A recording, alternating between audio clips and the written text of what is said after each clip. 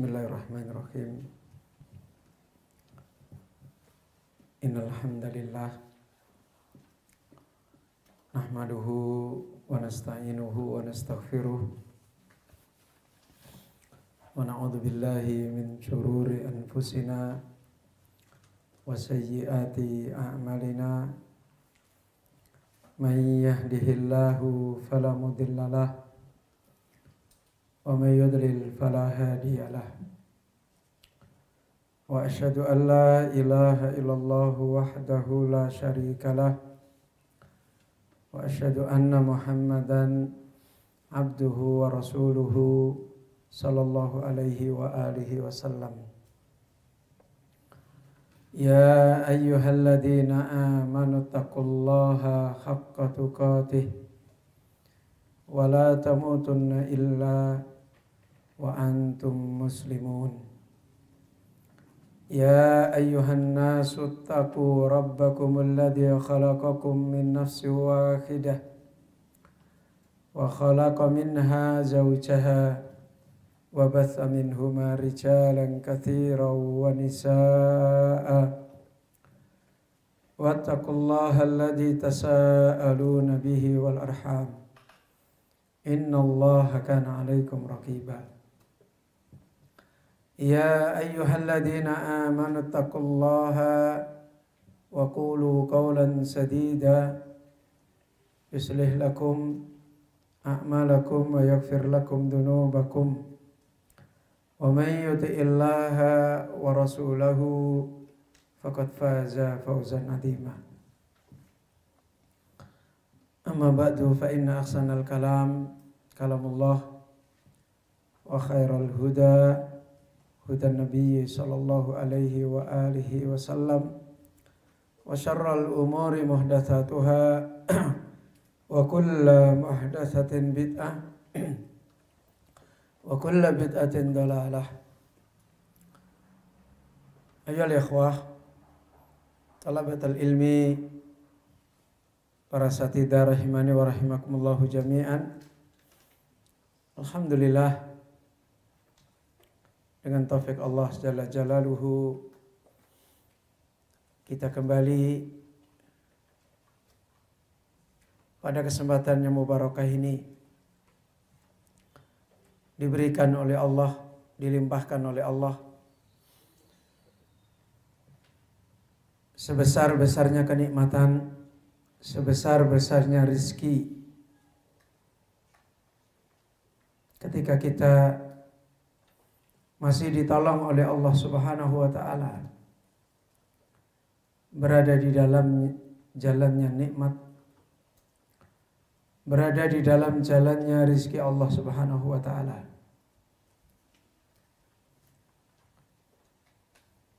Dan kita harus selalu menjadi hamba-hamba yang berada di dalam peringatan tentang hidup kita yang tidak ada lain adalah ada kalanya perjalanan hidup seorang hamba adalah diberi oleh Allah nikmat, dan ada kalanya perjalanan hidup seorang hamba diangkat oleh Allah darinya nikmat. Dan Allah hanya mengingatkan, memperingatkan kepada hamba-hambanya agar selalu berada di dalam peringatan. Dan agar jangan menjadi hamba-hamba yang lalai. Wala takunu kalladzina nasullaha. Janganlah kita semua menjadi orang-orang yang telah melupakan paling besarnya nikmat, yaitu paling besarnya hajatul basariyah. Antumul fuqara'u ilallah. Kalian itu, kita ini semua adalah hanyalah kefakiran kita, kemiskinan kita kepada pencipta kita.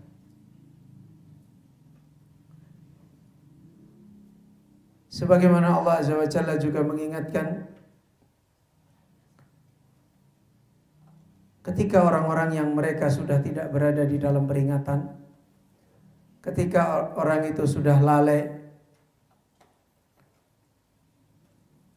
maka Allah Azza wa Jalla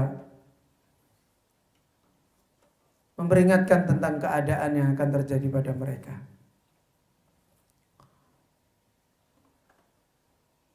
Ketika Allah Azza wa Jalla menjelaskan orang-orang yang lalai, orang-orang yang sudah tidak kembali di dalam peringatan.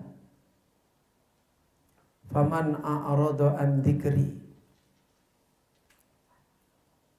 Ya.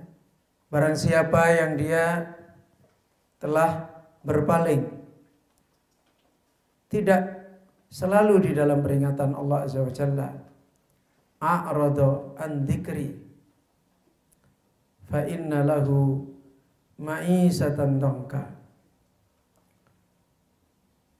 wa nahsuruhu yaumal qiyamati a'ma. Qala lima hasyartani a'ma wa qad kuntu basira.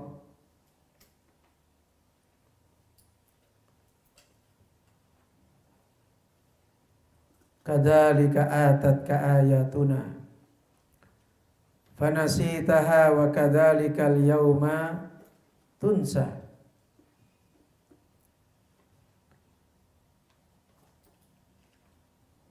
Allah berfirman di dalam surat Thaha memperingatkan tentang jika manusia telah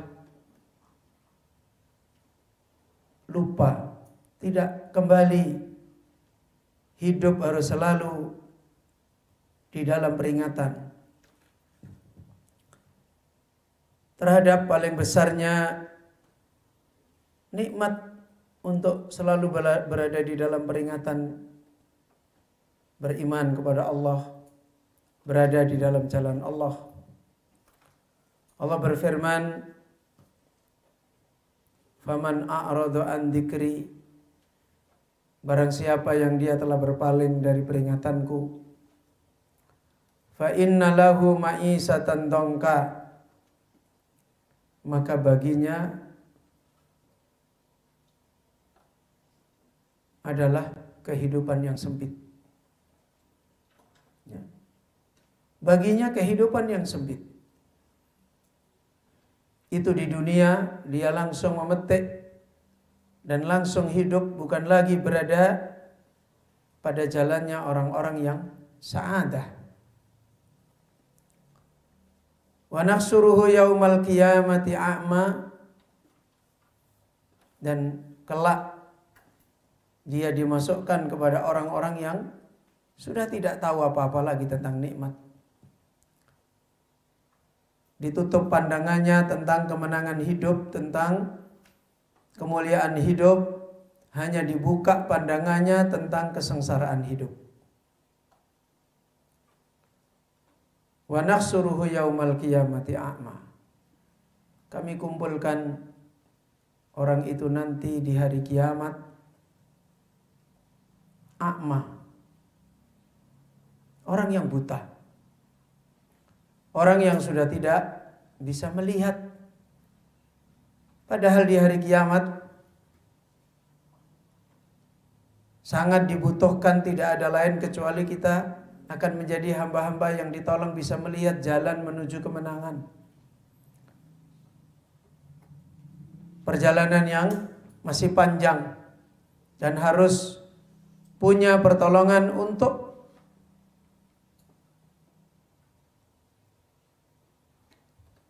perjalanan untuk masuk kepada surganya Allah. Itu masih perjalanan yang membutuhkan pertolongan-pertolongan dari Allah Azza wa Jalla. Tetapi Allah bangkitkan nanti a'ma. Para ulama menjelaskan dia tidak bisa melihat jalan kebaikannya di akhirat. Jalan ke surga nggak akan bisa lagi melihat. Kemudian mereka mengatakan, qala rabbi lima khasyartani a'ma wa qad kuntu basira. Maka mereka berkata kepada Allah, wahai Rabb, kenapa engkau kumpulkan kami dalam keadaan buta? Padahal dulu aku ini orang yang melihat. Maka Allah Azza wa Jalla menjawab, qala kadzalika atatka ayatuna fanasitaha wa kadzalika al-yauma tunsa. Seperti itulah keadilan yang akan diraih, jaza yang paling pantas, paling benar, paling pas, balasan yang harus didapat. Kata Allah, seperti itu. Dulu ayat-ayat kami, peringatan kami, selama kita hidup di dunia ini tidak pernah dikosongkan oleh Allah peringatan Allah.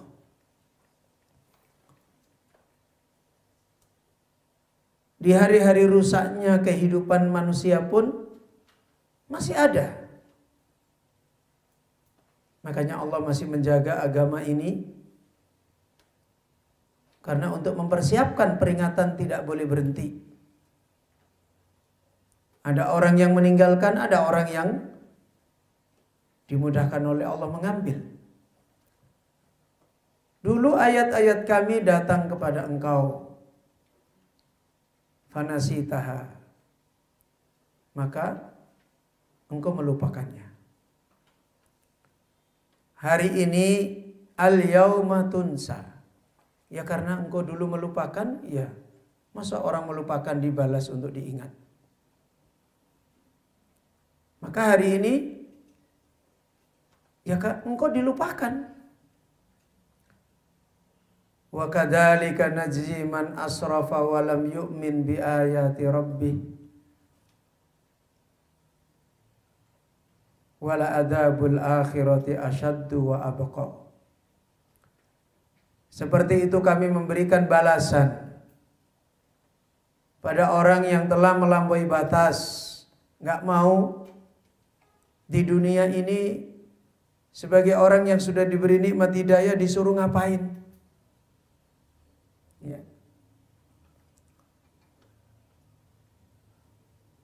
Sehingga bukankah Allah sudah memperingatkan wala tamutunna illa wa antum muslimun. Jangan pernah berhenti untuk menjadi orang yang muslimun. Taslim, berserah diri kepada Allah. Ya. Terus menerus kita diperingatkan. Tapi asrafa, melampaui batas, disuruh hidup dalam peringatan malah hidup lalai. Itu namanya melampaui batas. Disuruh hidup untuk mengingat, menjaga hidayah perjalanan yang sudah didapat, malah melupakan. Asrafa. Seperti yang dicontohkan oleh Rasulullah SAW dalam sebuah hadis riwayat yang panjang. Beliau SAW mengatakan, ana nadhirul uryan. Beliau Rasulullah SAW mengumpamakan tentang dirinya, saya adalah pemberi peringatan yang nyata. An-nadhir al-ulyan. Para ulama mencontohkan ini Rasulullah seperti panglima perang. Ya. Apa kerjaannya panglima perang?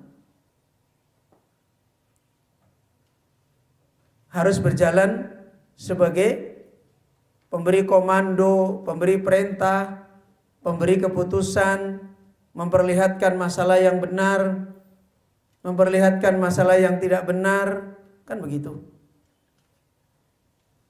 Terus berarti di situ ada pasukan yang dibimbing, yang diurus, yang diperingati, yang dinasehati, yang diarahkan, yang diperintahkan Kan seperti itu.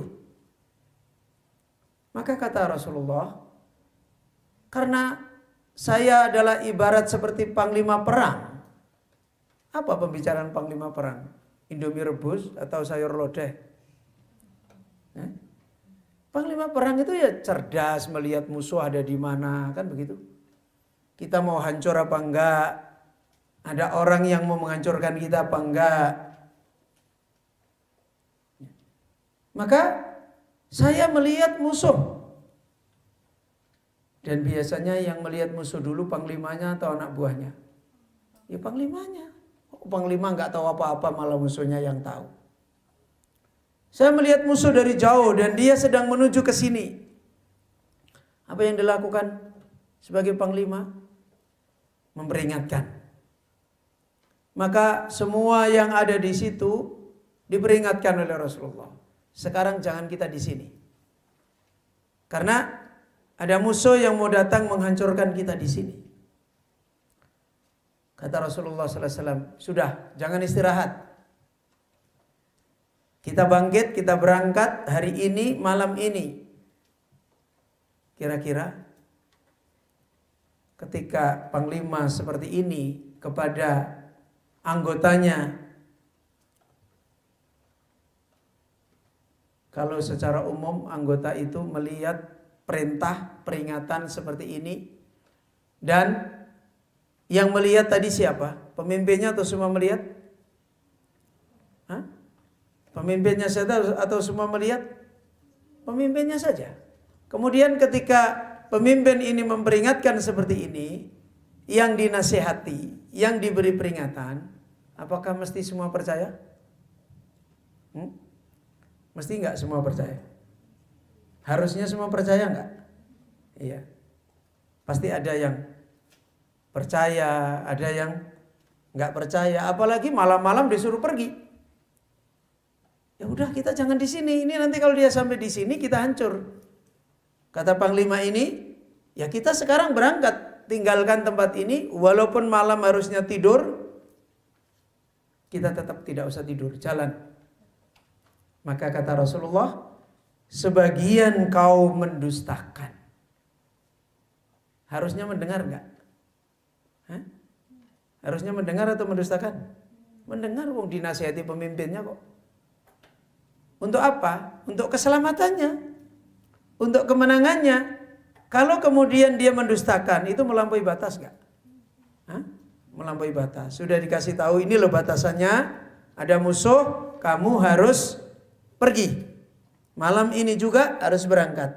Kok dia malah, ya Rasul, kita kan capek, udah istirahat. Wahai panglima, di sini aja dulu. Mana wong musuh juga nggak kelihatan. Namanya melampaui batas. Ya. Sebagian kaum taat. Ini pemimpin kita.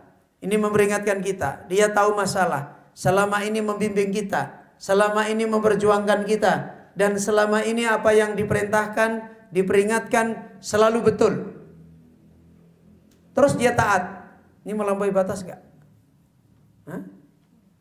Dia taat, ngikutin, melampaui batas nggak? Enggak. Maka berjalanlah dia, meskipun harusnya tidur, jalan. Meskipun harusnya enak-enak, makan-makan, tinggalin. Akhirnya benar musuh datang. Siapa yang selamat? Yang mau taat, yang mau berada di dalam peringatan, atau yang melampaui batas? Yang melampaui batas. Ya, yang nggak mau, wong petunjuknya di sini kok malah milih yang lain.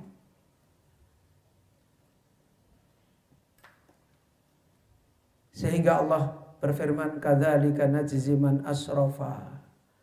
Seperti itu kami memberi balasan setiap orang yang dia melampaui batas.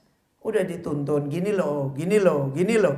Ini buktinya ini. Enggak lah, aku mau gini aja. Gak mau lah, capek-capek, gak mau, apa iya? Kan tidak semua orang juga begitu juga gak apa-apa. Ya, terus walam yu'min bi ayati rabbih. Dan dia tidak beriman dengan ayat Rabbnya, peringatan Allah. Apalagi Ayyuhal ikhwah talabatal ilmi, ketika sebagaimana Rasulullah sallallahu alaihi wasallam pernah bersabda, asyaddun nas bala'an al-anbiya, atau kama qala, manusia yang paling keras, ya, manusia yang paling keras balaan. Apa bala? Bahasa bala itu bahasa Indonesianya ya bala. Apa itu bala? Musibah. Ya. Manusia yang paling keras mendapatkan bala, mendapatkan rintangan, ujian, fitnah dan sebagainya. Asyaddun nas balaan al-anbiya. Apa? Al-anbiya? Para nabi. Kenapa? Kok para nabi yang paling banyak mendapatkan ujian, mendapatkan bala, mendapatkan fitnah? Kenapa? Kira-kira karena persoalan apa para nabi mendapatkan ujian yang paling besar? Karena ada nikmat yang paling besar yang dibawa para nabi. Apa itu? Nikmatul ilmi. Nikmat ilmu. Tsummal amsal fal amsal fal amsal. Kemudian orang yang seperti nabi, seperti nabi. Kalau kita kembali kepada hadis Rasulullah, orang yang paling membawa seperti nabi di dalam nikmat dan amanah siapa? Al-ulama, al-alim. Siapa? Orang alim, ulama. Karena dia yang membawa warisannya Nabi. Dengan makna berarti apa? Dengan makna orang alim, penuntut ilmu, ulama, pasti walaupun tadinya aman-aman, walaupun tadinya baik-baik, walaupun tadinya nggak ada apa-apa, pasti akan banyak datang bala, akan banyak datang fitnah. Kenapa?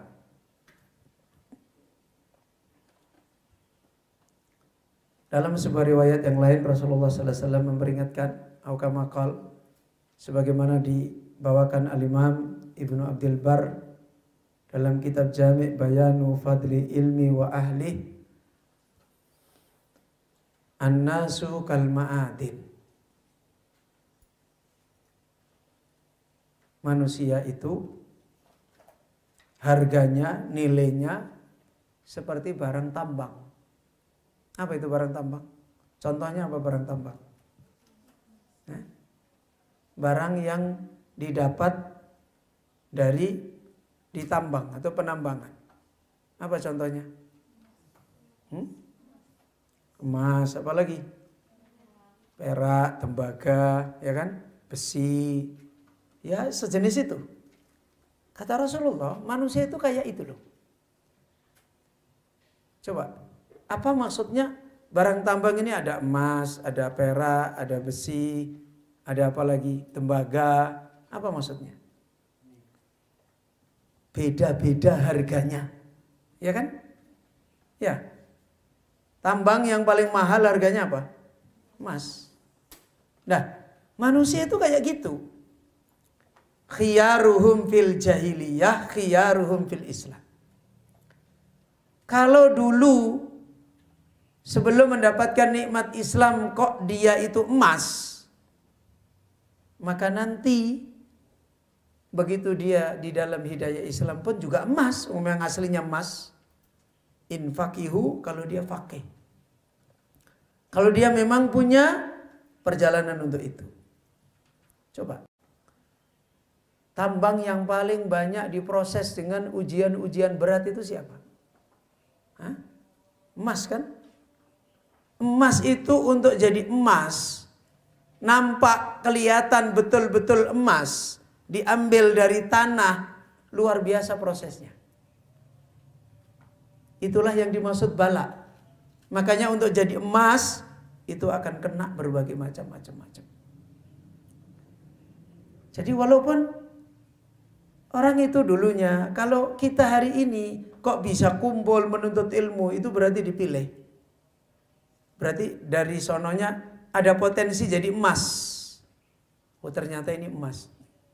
Loh, kita untuk daftar, kita untuk mau nuntut ilmu, untuk jauh-jauh pisah dengan orang tua, dengan keluarga, dengan adik, keluarga dan sebagainya. Itu kan berpikir emas. Kalau aku di rumah terus jadi apa? Kalau aku senang-senang terus jadi apa? Kalau aku bodoh jadi apa? Kalau aku hanya ngikutin kesenangan nanti kayak apa? Sementara orang yang lain, ya udah terserahlah. Ngapain tidak capek-capek? Wong hidup hanya makan aja kok harus susah-susah menuntut ilmu. Itu sudah itu kelihatan bukan orang yang dipilih. Ya. Kalian bisa datang ke sini sampai berkumpul ketemunya dengan peringatan, dengan ilmu itu sudah dipilih dari awal. Dan pasti apa tadi? Asaddun nas bala. Apa? Akan banyak kena ujian. Dan itu harus dipahami. Karena itu harus menyiapkan diri, menguatkan diri, membekali diri. Karena kita berada di dalam prosesnya emas. Ya. Ayyuhal ikhwah talabatul ilmi. Itulah sehingga Allah Azza wa Jalla memperingatkan wattaqullah wa yu'allimukumullah. Ya, kamu bertakwa, punya jalan yang benar, jaga. Nanti Allah yang menolong kamu jadi emas. Dijaga oleh Allah. Dipelihara oleh Allah.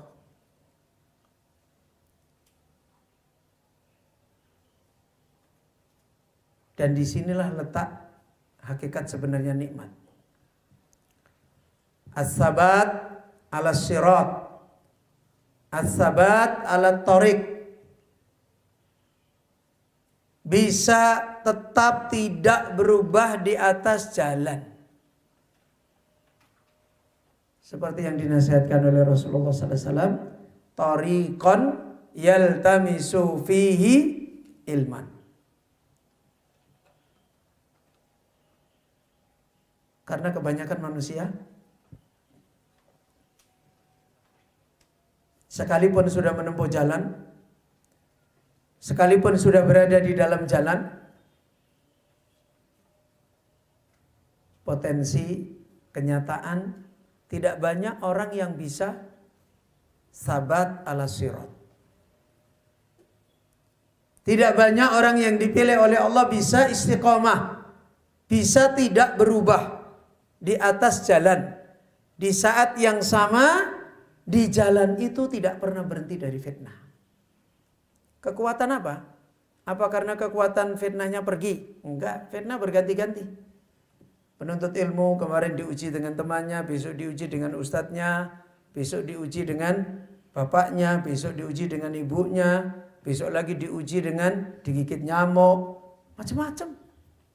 Gak pernah berhenti. Ya. Kita sabat, istiqomah. Apa yang membuat hilangnya ujian? Enggak. Yang menjadikan kuatnya kita istiqomah adalah keyakinan yang tidak berubah. Terus kesabaran yang tidak berhenti. Itu saja.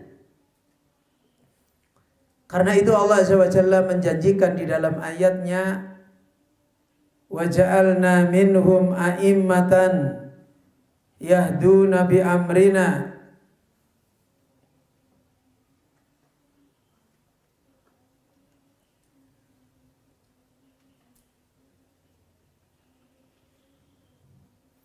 Lamma sabaru wa kanu bi ayatina yuqinun.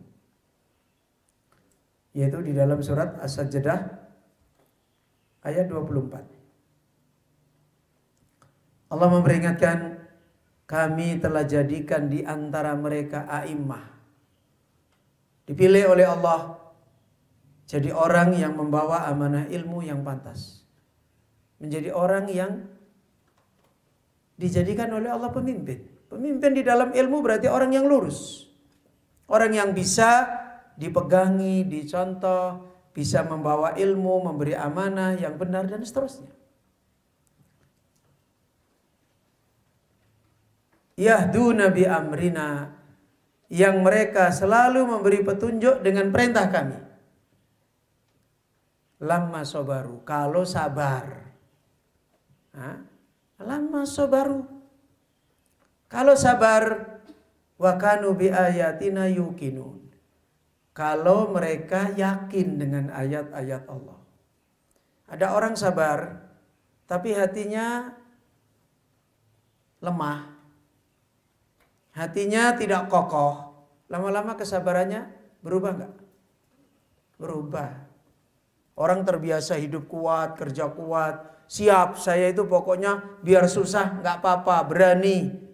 Tapi hatinya tidak kuat, tidak kokoh.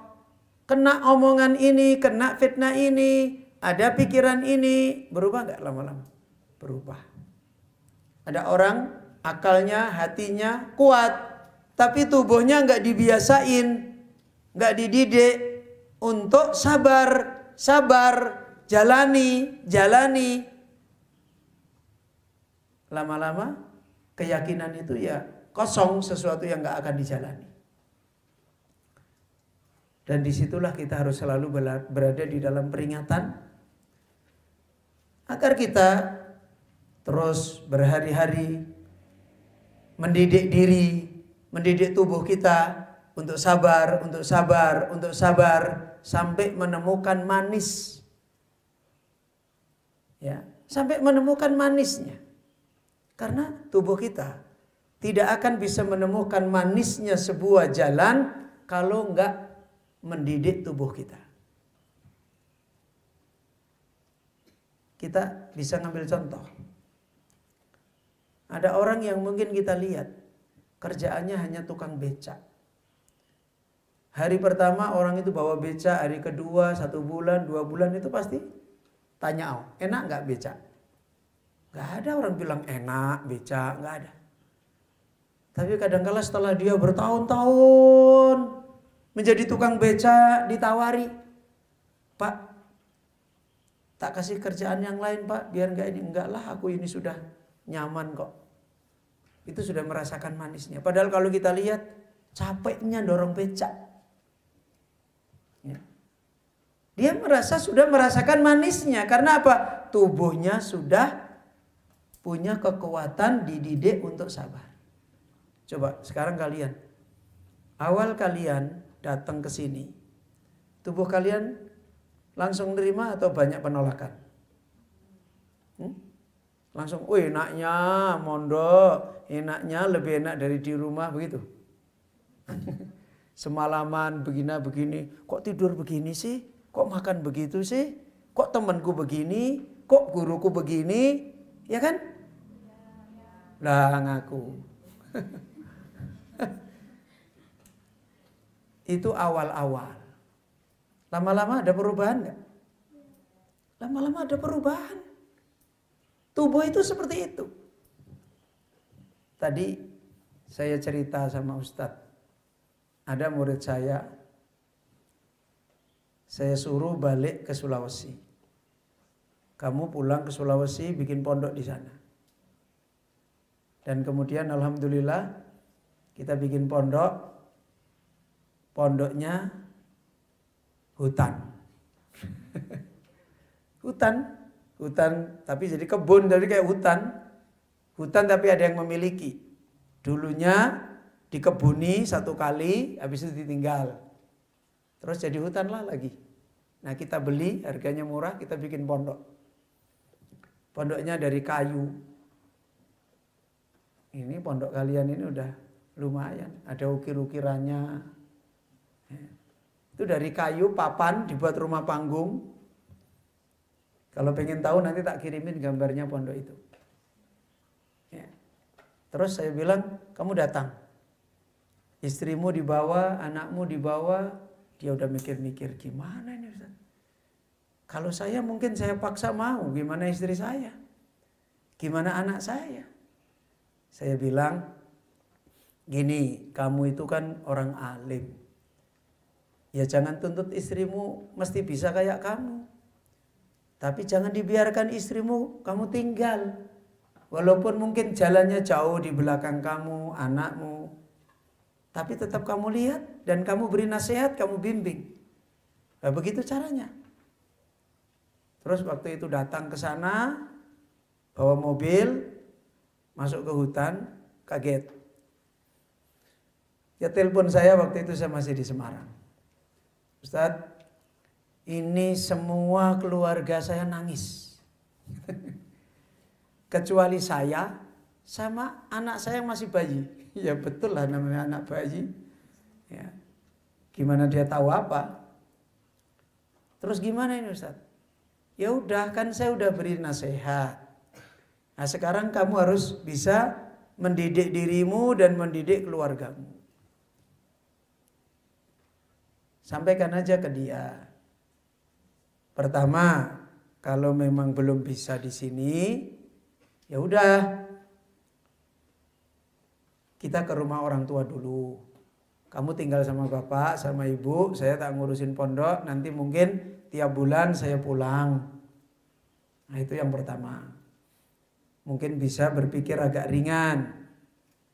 Yang kedua, kalau dia tidak mau, pengennya ketemu kamu lebih banyak, ya udah kamu kos, cari kontrakan di dekat hutan itu, kampung.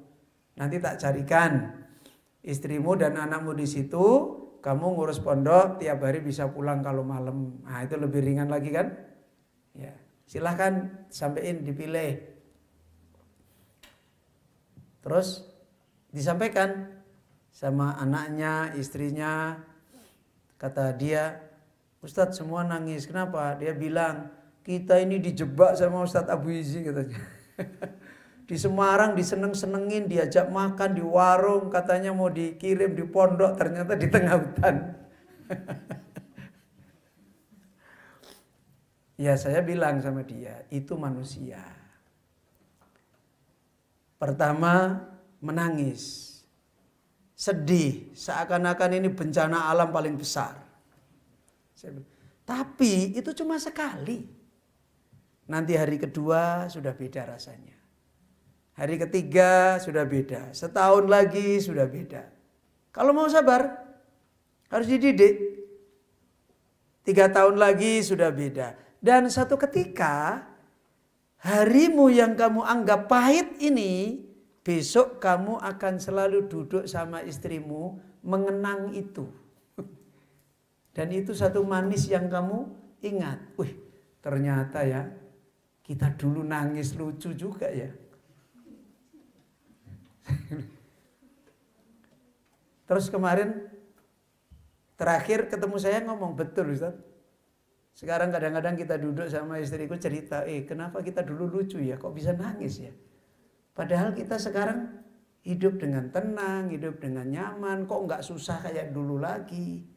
Masjid di depan, orang-orang masyarakat datang, kemudian kebutuhan-kebutuhan hidup yang nggak sengsara, nggak malah banyak dimudahkan oleh Allah.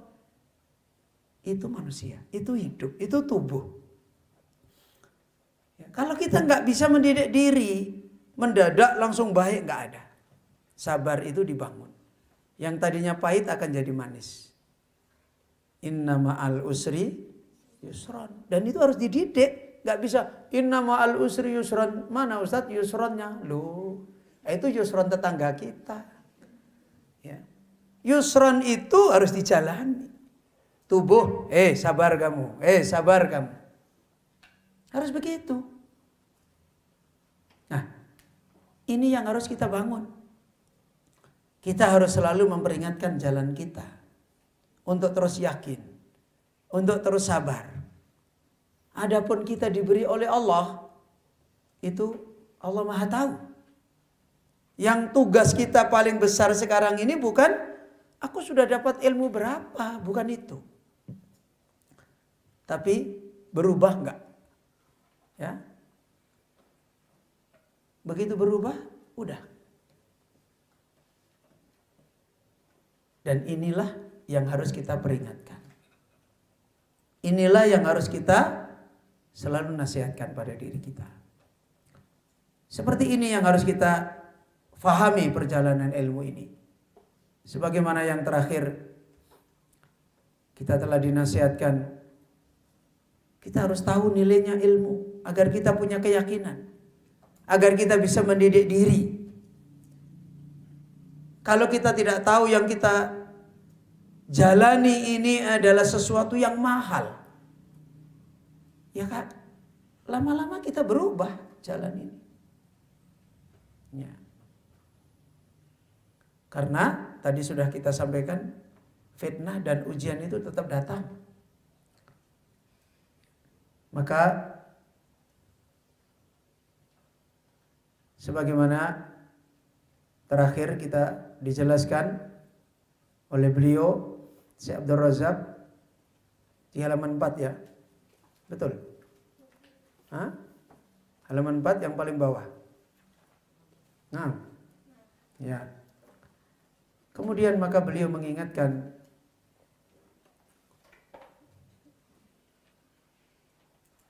masuk halaman 5 ya. Ya. Halaman 5 sudah belum? Belum, baru masuk ya. Atau sampai mana?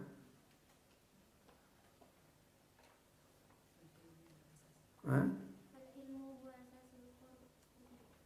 Fal ilmu huwa asasul qurbi. Nah, ya. Maka di antara hal yang diperingatkan, kita nasihatkan kepada diri kita tentang harganya ilmu.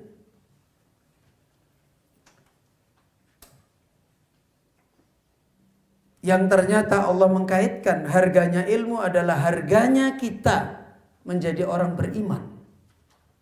Gak akan kita bisa menjadi orang beriman, punya jalan dekat kepada yang maha sempurna. Dan kebutuhan makhluk yang paling kuat adalah dekat dengan zat yang maha sempurna. Dan kalau sudah dekat, apa kata Allah? Hatta uhibbah.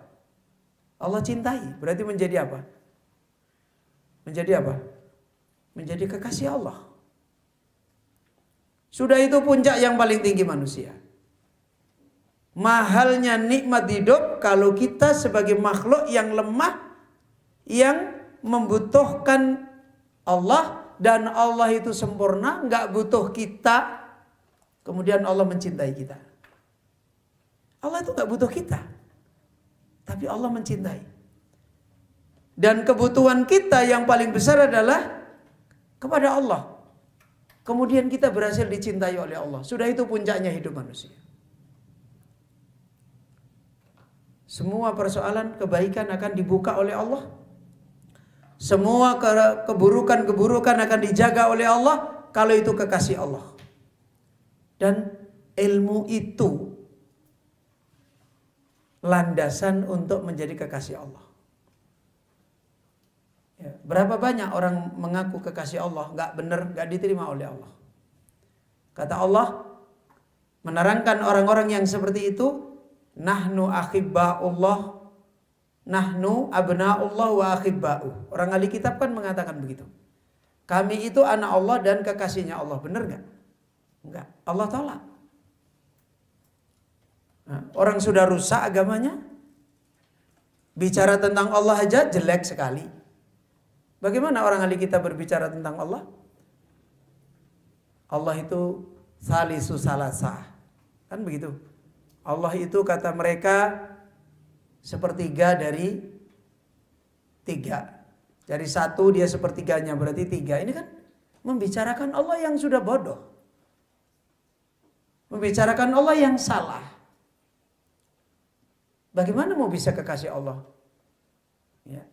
Kalau misalnya antum, kalian sebagai anak-anak pengen dicintai orang tua, dan orang tua mencintai anaknya. Lah kalau anaknya ngomongin orang tuanya, bapak itu bukan bapak saya loh, bapak itu penyapu di pinggir jalan. Bisa orang tua mencintai antum? Ya enggak mungkin. Ya. Maka persoalan yang paling mendasar, orang itu bisa meraih nikmat kurbu, hidupnya dekat dengan Allah. Sebagaimana dalam hadis qudsi, wala yazaluna yataqarrabuna ilayya. Jika hambaku terus-menerus dekat kepada Allah, hatta uhibbah, maka Allah cintai dia. Dan apa yang dinasihatkan Syekh Abdul Razak, fal ilmu asasul qurbi. Ilmu itu landasannya dekat. Dekat kepada Allah di dunia. Kita tahu. Beriman kepada Allah, tenang dengan Allah, berbahagia dengan Allah. Kalau kita kepada makhluk, coba. Kalian misalnya pengen seneng sama orang tua. Harus dekat apa enggak? Apa harus jauh? Harus dekat apa jauh? Semakin dekat semakin seneng apa semakin enggak? Dekat kan? Kalau kalian lagi seneng dengan misalnya makanan yang enak, harus dekat atau jauh? Dekat kan? Nah, bagaimana kita di dunia bisa dekat dengan Allah? Bisa dekat seperti kita dekat dengan orang tua? Enggak mungkin. Karena Allah adalah gaib. Dan kita di dunia, Nabi Musa aja udah disampaikan oleh Allah, lantaroni, kamu nggak bisa melihat aku. Berarti kalau orang nggak bisa dekat secara fisik, harus dekat secara apa? Hah? Secara fisik nggak bisa dekat. Harus dekat secara apa? Secara makna. Ya kan? Sekarang contoh. Orang musafir itu jauh nggak meninggalkan kampungnya? Jauh kan? Kesenangan orang musafir itu ingat kampung atau lupa kampung? Wih, musafir pau itu namanya. Kesenangan orang musafir itu mengingat kampungnya atau lupa pada kampungnya? Mengingat kampung. Makanya pengen apa orang musafir itu? Ingin pulang. Kok lama sekali sih, ayo cepat pulang. Nah, kalau dia dekat dengan kampung, itu kesenangan dia. Sekarang bisa nggak orang musafir saat dia safar dekat dengan kampungnya? Nggak bisa. Caranya dekat dengan apa? Dengan makna, dengan ingat. Terus kalau sekarang SMS, WA, kan begitu kan? Tanya-tanya. Kalau perlu dipotret lah, ini rumahnya dimakan tikus apa enggak? Foto. Kan gitu, dekat secara makna. Tanya, ditanyakan kabarnya, sama.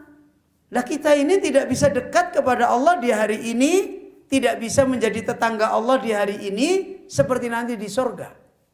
Kalau di sorga, perlombaan dekat dengan Allah, bertemu dengan Allah langsung. Di dunia nggak bisa. Padahal kita harus dekat. Makanya dekat dengan makna, dekat dengan ibadah. Dekat dengan ibadah hati, dekat dengan ibadah lisan, dekat dengan ibadah anggota tubuh, dekat dengan hatinya mengenal Allah, mengenal namanya, mengenal sifatnya, mengenal perbuatannya. Dekat secara lisan, lisannya banyak berbicara tentang Allah, dzikir, karena hatinya punya ilmu. Terus dekat secara anggota tubuhnya dipakai berhubungan dengan Allah. Ngapain? Ibadah. Kan begitu. Dah, dari mana kita bisa kenal Allah? Dari mana lisan kita bisa berbicara pada Allah? Dari mana anggota tubuh kita bisa kita pakai untuk beribadah hubungan dengan Allah? Kalau kita punya ilmu. Kan begitu? Coba kita ya, nggak usah mendengar nasihat, nggak usah mendengar ayat Allah. Bisa kenal Allah? Nggak bisa. Bisa kemudian tiba-tiba kita sering beribadah, nggak mungkin. Bisa lisan kita sering berbicara tentang Allah? Nggak mungkin. Maka dari sini kita bisa lihat apa? Nilainya ilmu, mahalnya ilmu. Karena dia adalah asasul qurbi, landasannya dekat. Ya. Makanya lihat hari ini. Alat komunikasi itu paling mendekatkan kan? Ya. Alat komunikasi yang paling lengkap, paling mahal nggak? Paling mahal. Bisa dipakai moto, bisa dipakai apa kucing ini? Video call. Ya, pakai video call, gambarnya nggak pecah-pecah. Kemudian dipakai apa saja bisa sehingga cepat sekali kita mau ketemu sama orang tua lewat itu aja udah kayak kita ketemu langsung, kan begitu. Berarti mahal nggak ini? Mahal. Kalau kita ini tahu, kenapa kok kita ini harganya mahal? Karena menjadi wasilah itu tadi. Dan karena itu kita jaga. Ini talabatul ilmi. Maka ingat, ini loh harganya ilmu. Kalau kita sudah menghargai ilmu seperti itu, sama seperti tadi. Kira-kira kalau ada orang ingin selalu dekat dengan orang yang jauh dan dia hanya punya satu alat, HP yang paling bagus yang bisa dipakai untuk itu. HP itu dijaga terus nggak? Jaga. Sama itu ilmu. Kalau ilmu itu kita tahu ternyata saya bisa menikmati dekat dengan Allah itu karena ilmu. Maka kita tidak akan main-main tentang urusan ilmu. Tidak akan mau berubah. Semakin menambah. Makanya lihat Rasulullah, Rabbi zidni ilma. Tidak ada yang diminta oleh Nabi kecuali menambahkan ilmu. Karena semakin Rasulullah bertambah ilmunya, sallallahu alaihi wasallam, semakin dekat dengan Allah. Semakin kuat menuju kepada Allah. Karena kuatnya ilmu Rasulullah sallallahu alaihi wasallam. Ini yang harus kita kembali ajarkan pada diri kita. Ingat, ilmu itu mahal. Karena asasul qurbi. Dialah landasannya kita dekat. Dekat dengan siapa? Dekat dengan Allah. Ya. Wala yumkinu an tu'rafal qurbu illa bil ilmi. Karena dekat itu kepada Allah tidak mungkin untuk bisa dipahami, dimengerti kecuali dengan apa? Dengan ilmu.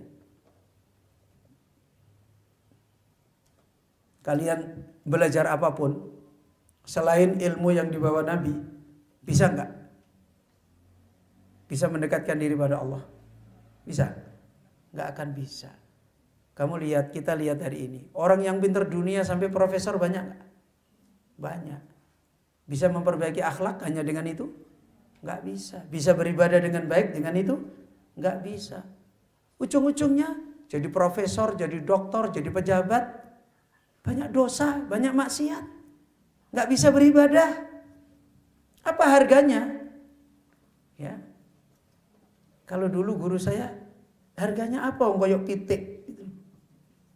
Ya pitik kayak hewan. Ya, hidupnya cuma seperti itu aja. Jadi dari sini kita paham. Maka ingat, emas itu mahal. Ilmu itu mahal. Makanya Allah Azza wa Jalla ketika menyebut orang berilmu, sebagaimana dalam riwayat Imam Hasan al-Basri, kata Imam Hasan al-Basri, mereka ini adalah aulia Allah, mereka ini adalah safwatullah. Mereka itu kekasih Allah. Mereka itu orang pilihan Allah. Makanya ada seorang ulama mengatakan, enggak ada orang alim, enggak ada seorang nabi yang ditawari selain nikmat kenabian, yang ditawari selain nikmat ilmu, kemudian mereka mau menukar. Rasulullah sallallahu alaihi wasallam ketika membawa ilmu, padahal dimusuhi, sulit, ditawari. Jadi pemimpin, ditawari, wanita-wanita yang paling cantik dikumpulkan, Rasulullah disuruh milih, ditawari harta orang musyrikin Quraisy. Apa jawaban Rasulullah sallallahu alaihi wasallam? Kalau mereka bisa menaruh apa?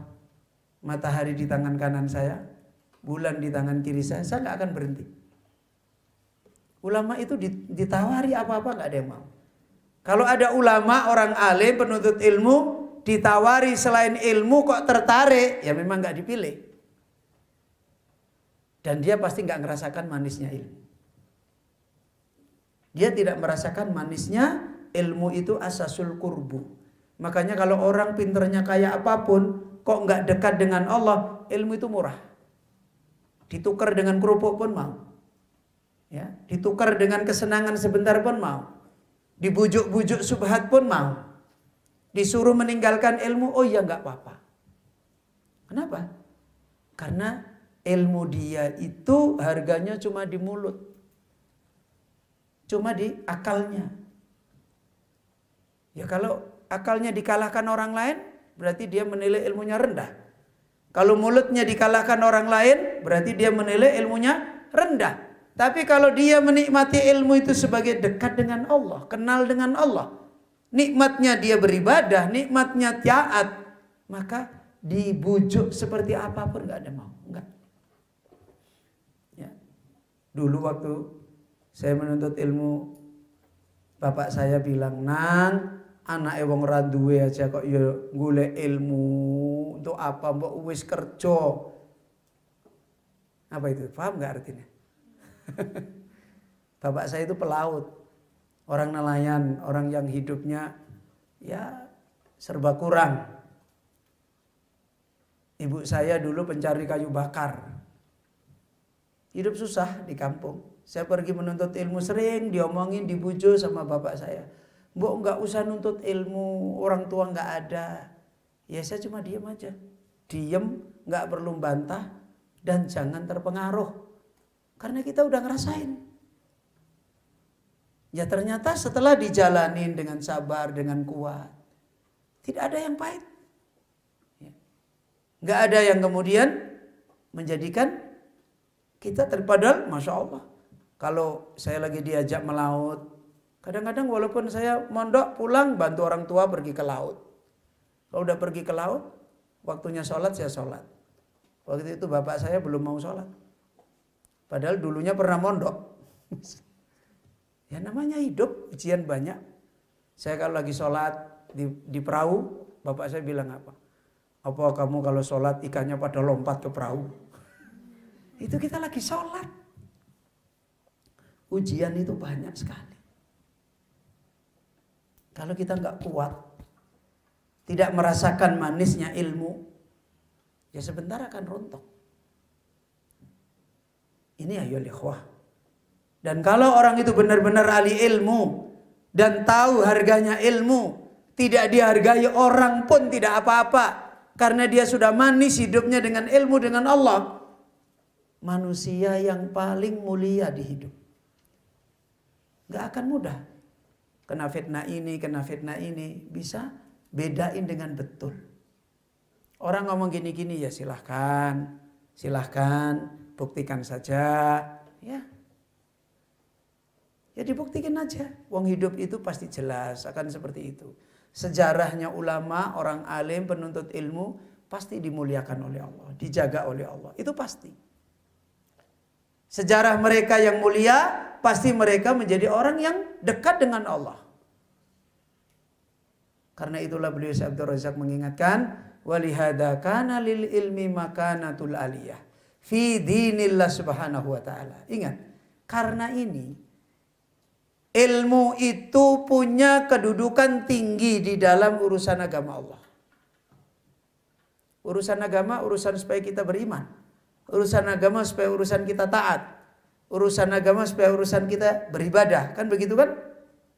Nah, ilmu itu di mana letaknya? Di landasannya. Berarti kalau nggak ada ilmu, nggak ada urusan apa-apa di dalam agama.